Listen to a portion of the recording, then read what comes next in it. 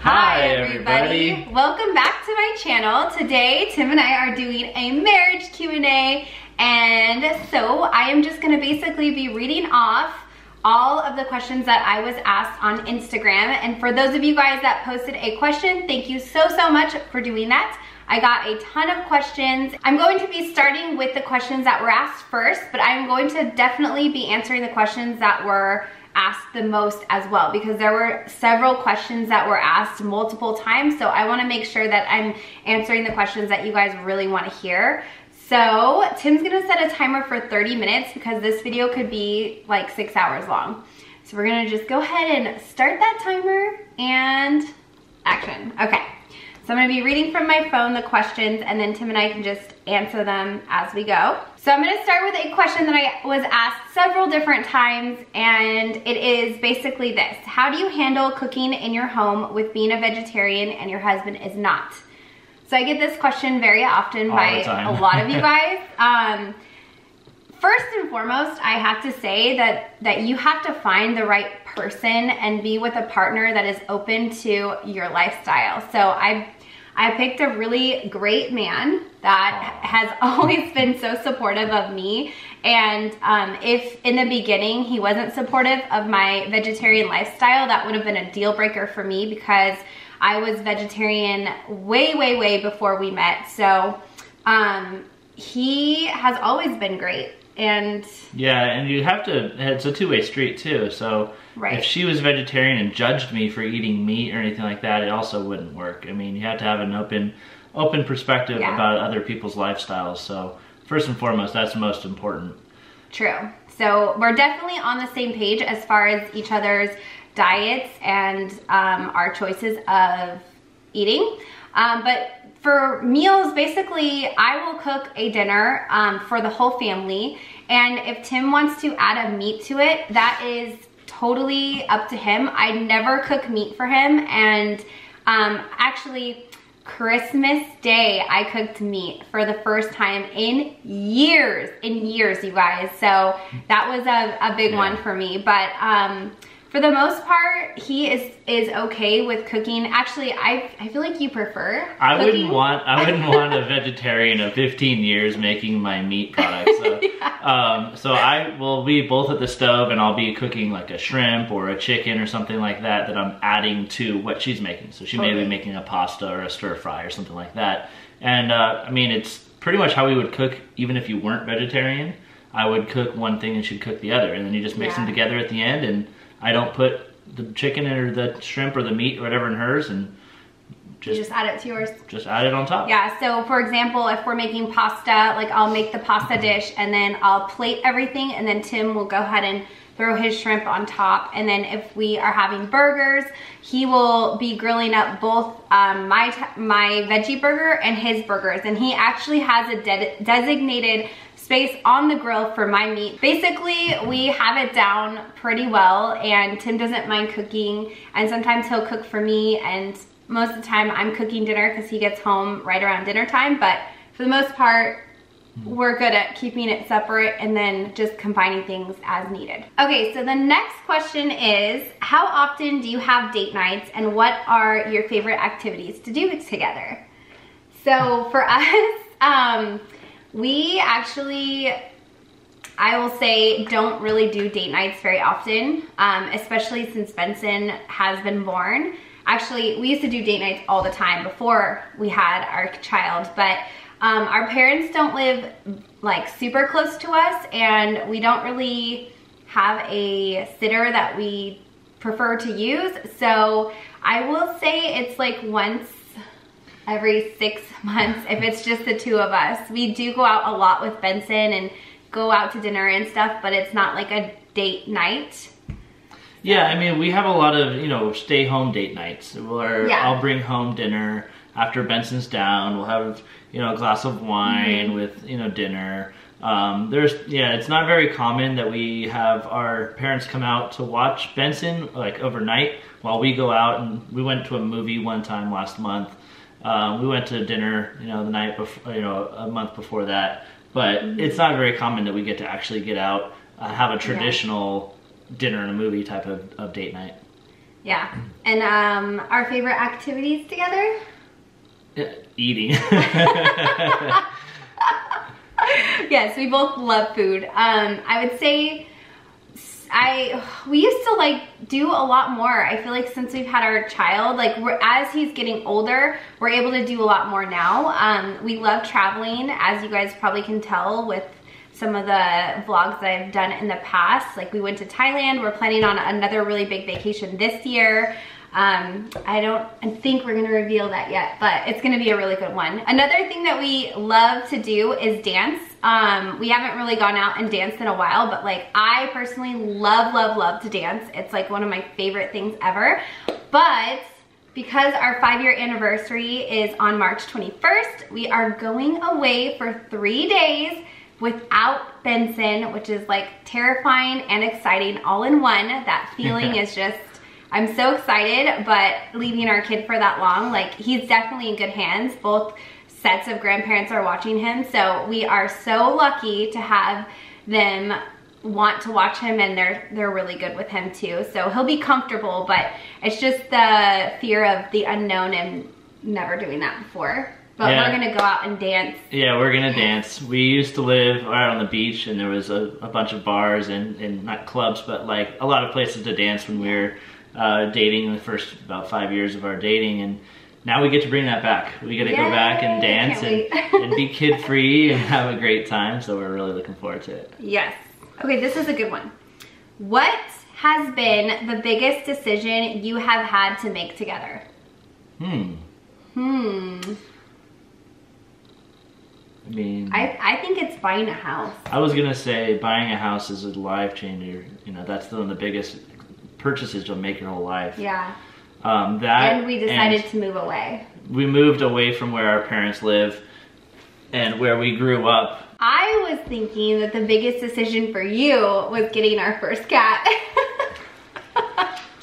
He did not want a cat forever. Like he was like, I'm allergic, I don't like cats, da da da. And then finally I broke him down after 3 years, and we got Tiki, which is our first animal together, and she's like the love of his life. Yeah, I mean, I love Tiki, but I've always been a dog person growing up, so I wanted to get a dog, but we weren't in a place where we could be responsible for a dog, and a cat was a good first pet. Ultimately, I think it was the house though. That was our biggest decision, because we had to figure out logistics. Like we're moving further away from our families, and we have a baby at that point. He was a baby, and we were spending a lot of money. And when we bought our house, we completely like redid it. So there was a lot going on during that time. So the next question is, hi, what's the most challenging thing about marriage, as well as what is your favorite part? I just got engaged, so I've been watching lots of marriage Q&As to see what I'm in store for. Okay, so first of all, congratulations. Good. Yeah, congrats on the engagement. That's so exciting. So for me, the most challenging thing about being married is just not having everything be exactly my way. And I'm very particular about cleanliness, about how I want my household run, all of those things. Like I've gotten so much better over the years, but I think initially when you move in with somebody, you have a certain way that you live, and then you have to kind of accommodate and then end up learning how to kind of like come together and make it work. So I will say, for me, that has been the most challenging thing. But Tim, I'm so lucky. He is such a patient person, and he has worked with me and made me such a better person in that area of my life, because I've learned to grow and really develop skills to be more, I guess, flexible with lifestyle and stuff like that. So what do you find is the biggest challenge in our marriage? So I think marriage as a whole, you have two different people with their own past experiences, their own personalities. They all have to match together. Before you get married, it's just yourself. You're not responsible for anybody else. You live your own life, and every single day of your life, you are now responsible for not only yourself, but for another person as well. And you want to make sure that both people are happy in their marriage. and life can be difficult as it is, and you have to both be strong.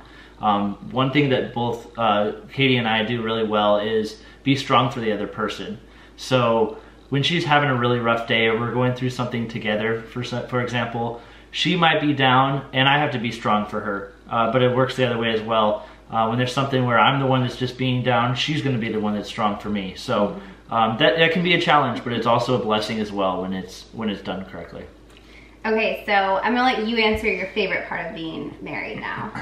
My favorite part of being married is just the comfort of knowing that you're loved, that you have a place in this world where somebody you go home, is there to love you. You can build a family. You have somebody that truly has love for you, that doesn't have requirements. It makes the world of difference with your confidence, with just everything in your life. What about you, honey? Okay, so I think my favorite part of being married to Tim is that I have a teammate and I know that he has my back. So if I come home and have a bad day and I just want to like vent it out to him, I know he's going to listen to me. I know that he isn't going to judge me, that he pretty much is on my side no matter what, even if I'm wrong. Definitely he has, you know, words of wisdom for me if I'm just being completely crazy. People always talk about having like a rock in their life, and that's who Tim is to me. Like, he is my rock. He grounds me. He always supports me in everything, and that is something that is irreplaceable. Like, everybody says, oh, my best friend's my husband, or, you know, that whole cliche, and but for us, it's totally true. Tim is 100% my absolute best friend. I can tell him everything. In fact, we share everything. We communicate so much. There are no secrets between our marriage. Every time we have like a little hiccup in our life, we always come out stronger. And that's just like a bond that you can't break, because we're always there for each other. And that's the partner that everyone hopes for. It's like the fairy tale, but it's true. I'm so lucky that I have Tim. You're so awesome. Love you. I love you too. Okay, next one. Here is a question that was asked several times as well, and it is, how did you two meet? You want to take this one? Sure. Okay. So we both met while we worked together in college. Yep.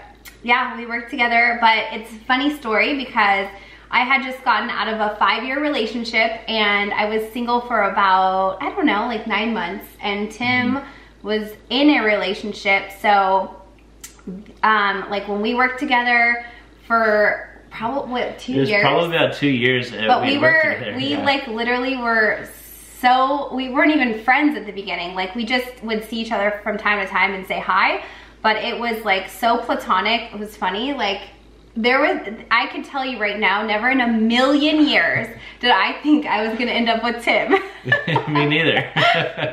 We both just like minded our own business. We didn't have any interest in each other romantically whatsoever. And then as, you know, time progressed, we just became better friends. And then his ex-girlfriend and him, they broke up, and we just kind of started hanging out more, and we realized that we just had really great chemistry and we got along so well, and we just formed a really, really awesome friendship in the beginning. And we weren't romantically involved at all for a while, so we really like built a friendship first. Well, we had a lot of deep conversations because I was going through a breakup, and there was just somebody that was lending me advice about life, and we discussed, we would be on the phone with each other for like 2 hours every night, hanging out, and it just the relationship grew out of a friendship, and that was why I think we have such a strong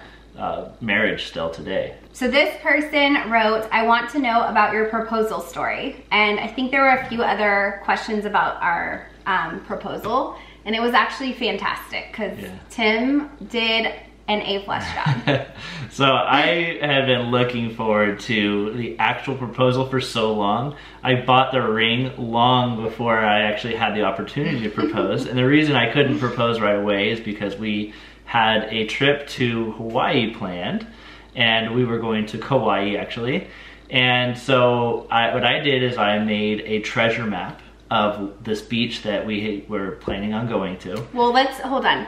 The first things first, our very first vacation together when we were dating only 3 months, we went to Hawaii, Kauai, and we found this beach that we loved and we just wanted to stay there the entire trip. So yeah, that's why Tim picked this beach again, because we were going back. Yeah, so it was very special for us already. Yeah. It's called Secrets Beach, if ever you guys are interested. So I made a map of the beach that we were going to be going to, and I had an X marks the spot for a treasure map, kind of. And we went swimming, and there was a magical message in a bottle that we Wait, hold on. Let me tell the funniest part of the story. So we get to this beach. We just had got to Hawaii. The next day, we're going to the beach for the first time. I am so excited. I cannot wait to jump in the water. So we go out into the water, we're swimming, like literally 2 minutes later, Tim's like, let's go to this side, because there was like a jetty. And I'm like, no, why would we go to this side? And he's like, let's just go get out and go to this side. I'm like, no, I just got in the water. I'm having so much fun. I don't want to get out. And he's like, Katie, get out. Get out of the water now. And I was like, uh-oh. So then I kind of knew at that point. And so we got out. And then as we're walking, there's like a bottle in the sand with the rolled up note. Now, here's the funniest part of the story, because stories are always better when things don't go 100% right. Yeah. So Tim's like, I'm trying to get this bottle, like this letter out of the bottle, because he had rolled it up, but he forgot to rubber band it. And so it had expanded in the bottle when he dropped it in. So it couldn't come out. It was stuck in there. So Tim hit it on a rock over the sand and got the note out, but then there were pieces of glass. So I was like, we can't leave this glass here. Someone might step on it. So he's like, okay, I'll clean it up. So he's cleaning it up. Then he cuts his hand open and he's like bleeding everywhere. So we go back to the towel. He's trying to wrap his hand up, and there, that was the like the whoopsie part of the story. But I guess it worked out because the ring was on our towels, right? Yeah, so it worked out. The ring was in our backpack. I wasn't gonna just take that into the ocean with us. So while I went there to bandage myself up, I grabbed the ring, put it in my pocket, and we walked over to where the X marks the spot.